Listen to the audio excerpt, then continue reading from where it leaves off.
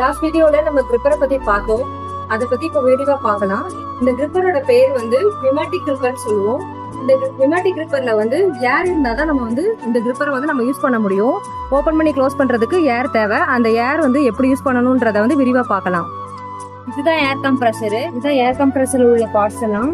இது ஏர் கம்ப்ரஸர்ல வந்து அட்டாச் பண்ணிருக்க மோட்டாரு. இது ரெண்டும் ஏர் பம்பு. இந்த ரெண்டு பார்ட்டும் வெளியிலிருந்து வரக்கூடிய ஏரை வந்து ஃபில்டர் பண்ணி ஏர் கம்ப்ரஸருக்கு அனுப்புது. இந்த ஏர் கம்ப்ரஸர்ல இருக்க பழைய ஏர் வந்து நமக்கு வந்து யூஸ் பண்ணாம விட்டுட்டோம்னா என்ன ஆகும்னா அதுல வந்து லிக்விட் ஃபார்முக்கு வந்து வந்துடும். அது லிக்விட் ஃபார்ம் வந்துச்சுன்னா நமக்கு வந்து நிறைய வந்து கிரிப்பர் ஓப்பன் பண்ணி க்ளோஸ் பண்றதுல வந்து நிறைய டிஃபிகல்டிஸ் வந்து நமக்கு வரும். இப்போ வந்து அந்த ஏரை வந்து எப்படி வந்து நம்ம வந்து ரிலீஸ் பண்றதை பத்தி பார்ப்போம். இந்த வால்வு மூலியமா தான் பழைய ஏரை வந்து நம்ம ரிலீஸ் பண்ணணும். இப்போ கொஞ்சம் கொஞ்சமா அப்படியேவும் ரிலீஸ் பண்ணணும்.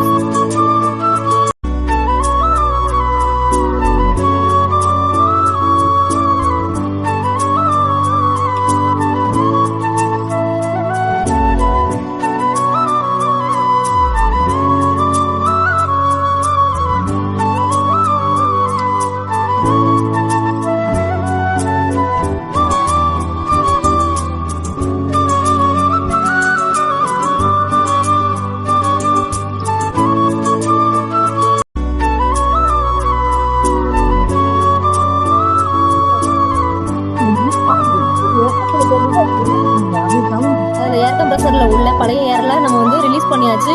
இங்க பாருங்க, கீழே பாருங்க, தண்ணியா இருக்கு பாருங்க. இப்போ வந்து நம்ம எப்படி ஏரை ஃபில் பண்றதுன்றத பத்தி பார்ப்போம். அதுக்கு முன்னாடி இந்த வால்வை வந்து நம்ம வந்து க்ளோஸ் பண்ணிடணும். இதுதான் ஏர் கம்ப்ரஸருக்கு உண்டான எம்சிபி. இதை ஆன் பண்ணிக்கலாம். இந்த ஏர் கம்ப்ரஸர் ஓடி முடிச்ச உடனேவும் எப்படி வால்வு திறந்து ஏரை எப்படி அனுப்புறதுன்றத பார்ப்போம்.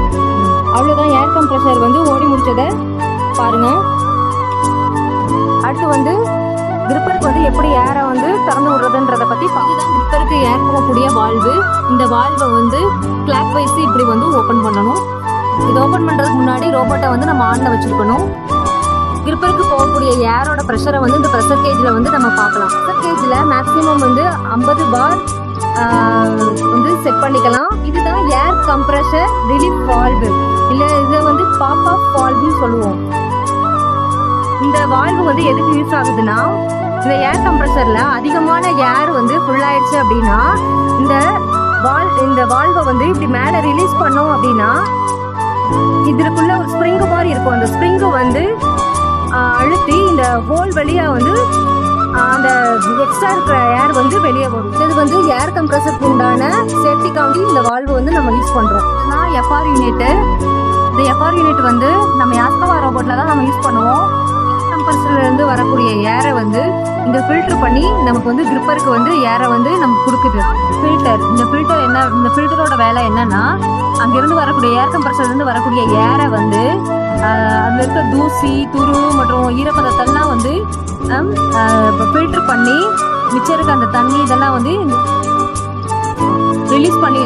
ரெகுலேட்டர் வந்து எதுக்குன்னா, நம்ம அந்த கிரிப்பருக்கு எவ்வளோ ஏர் தேவையோ அதை கண்ட்ரோல் பண்றதுக்காண்டி இந்த ரெகுலேட்டர் வந்து நம்ம யூஸ் பண்ணுவோம். நாப வந்து இது மேலே தூக்கணும்னா அன்லாக் ஆயிடும். அன்லாக் ஆயிருந்து இது வந்து கிளாக் வைஸ் இப்படி திருப்பணும்னா ப்ரெஷர் அதிகமாக வரும். ஆன்டி கிளாக் வைஸ் திருப்பணும்னா ப்ரெஷர் வந்து கம்மியாக வரும். கீழே வந்து அழுத்தணும்னா அது வந்து லாக் ஆகிடும். ஃபில்டர் பண்ணி ரெகுலேட் பண்ண ஏர் வந்து இந்த வால்வு மூலியமா தான் கிரிப்பருக்கு வந்து போகும். இதில் ப்ரெஷர் அளவை வந்து நம்மளே செட் பண்ணிக்கலாம். ஒருவேளை வந்து அந்த மெயின் இதிலிருந்து வரக்கூடிய ஏர் வந்து நாம் செட் பண்ணதை விட கம்மியாக வந்துச்சு அப்படின்னா இது வந்து உடனே என்ன பண்ணும்னா கண்ட்ரோலருக்கு வந்து ஒரு பிஎல்சி ஒரு சிக்னலை வந்து அனுப்புனோன்னா என்ன ஆகும்னா உடனே வந்து மிஷின் வந்து ஸ்டாப் ஆகிடும். நமக்கு வந்து எந்த ஒரு பிரச்சனையும் இல்லாமல் வந்து நம்ம வந்து தவிர்க்க போகிறோம். Thank you friends. அடுத்த வீடியோவில் பார்க்கலாம்.